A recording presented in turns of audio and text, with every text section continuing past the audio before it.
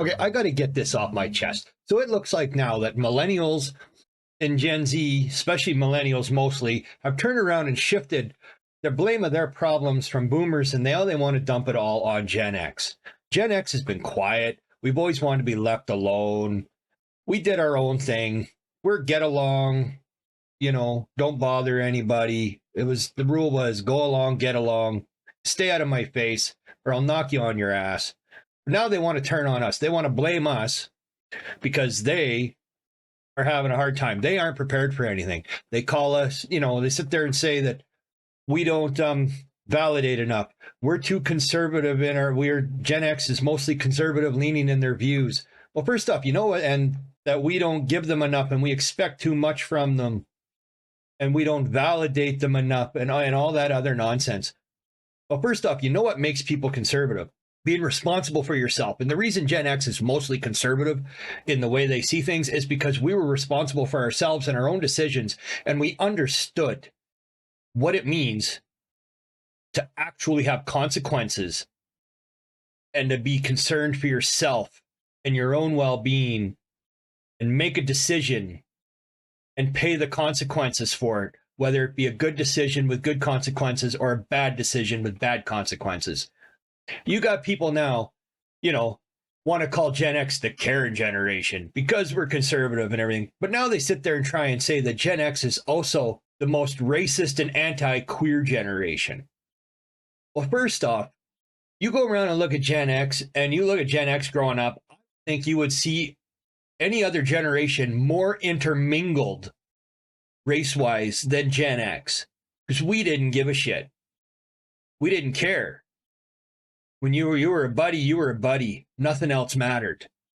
And as for this whole anti-queer thing, because we're not following along with all this goofy extra stuff today, it was Gen X that stood up and fought for the gay rights to begin with. So they were treated, gays and lesbians and everybody were treated the same. Now that you want us to go along and we already did all that, and then because we now just want to live our lives and be left alone again, and you won't. You keep pushing the button and you're poking the bear. Let me ask you something. Are you truly ready for the real strength, Gen X? Because our resilience and toughness were shaped by a world that demanded and expected the best from us without giving us anything in return. Okay, we were told our generation was insignificant because everything had already been accomplished and that there was nothing new that could be done.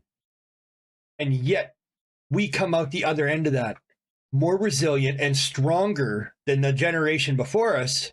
We are definitely more resilient and stronger than the two generations so far that had come after. I mean, it's easy to knock somebody about the way they make decisions and everything when you're an entire generation of people that won't make a decision on your own. You won't make any decisions on your own. Hell, you won't even go out and live on your own.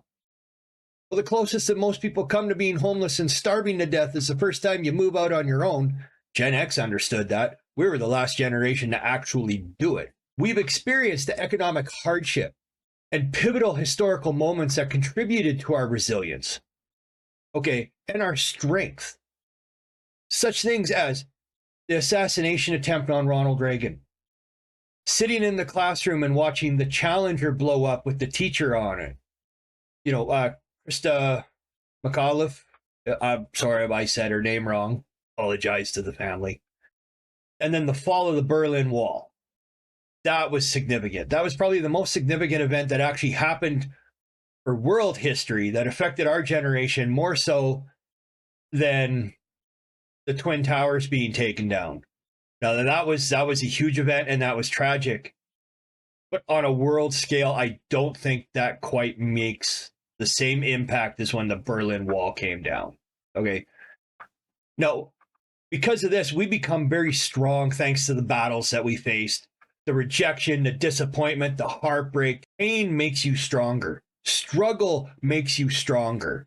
Having everything given to you without having to earn it, or everybody coming along and always needing that attaboy at work or everyone at work to tell you how good you are. Well, you know how you know when they tell you how good you are at work? You get a paycheck. That's the only thank you I've ever needed. I get paid. Pay me on time and pay me for my work. And I'm happy. That's the only approval I need from my boss. Now, make no mistake. Don't think our silence is weakness. As we possess, unlike you guys, unlike the younger generations, we still have an unbreakable determination that will conquer any obstacle that anyone puts in our way. We're still the generation that will truly fight for what we want, and we will suffer the pain and the consequences of that fight to achieve what we want, where the younger generations won't. You want to fight for things, but you don't want anybody to push back. The second anybody push backs, you scream and you rant and you rave and you play victim. No. You want change, you fight. You get hurt, you fight. You get pushed back, you fight. Earn it. Earn the respect of the older generations. Earn what you want changed and prove it. Because our fearlessness has turned our challenge and into opportunities and our fear into ferociousness. That was the huge difference. The younger generations are afraid of everything, where we turned fear into ferociousness. I mean, in fact, everybody remember all the time the old no fear shirts and no fear stickers and no fear this. Yeah, that was a big thing. That was a lot was because, the whole everybody coming out at the time, and there was no longer any fear about it. But that just proves a point. We're stronger. We're more firm in our decisions. Yeah, we're a little nihilistic in our point of view at the world and the way we look at things.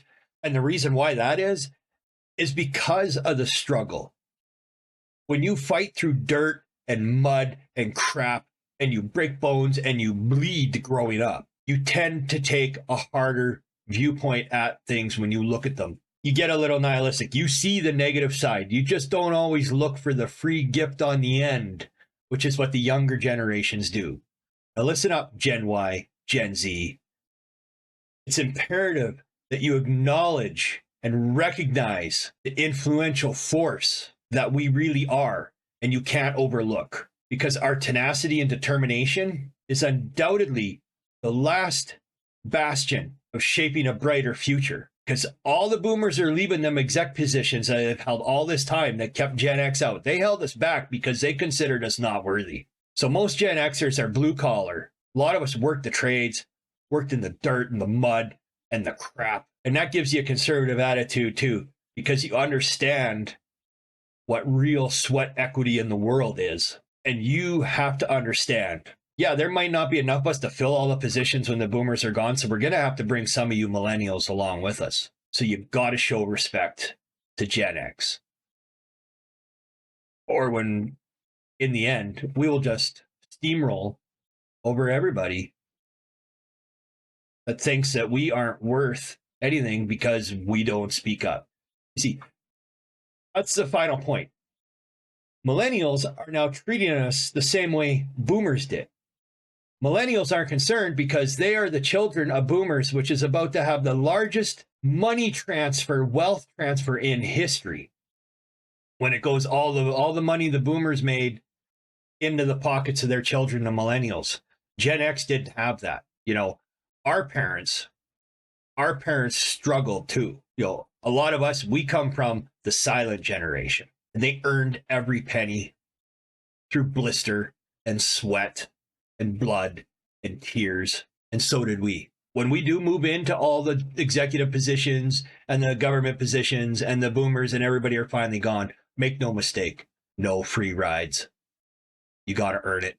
You have to really, really earn it. Now that that's done, I tell you, I had to get that off my chest. I thank everybody for watching. I didn't want to get too negative and too bitchy, but I tell you, sometimes they just irk you and you have to say it. You have to say your piece. Speak your mind. That's the big one with Gen X. When we do, we speak our mind. Maybe a little nihilism tied in the form of speech. But I tell you, no generation is going to be more blunt and truthful to your face. Anyway, this is Drac saying I'll talk to you later, and bye-bye for now.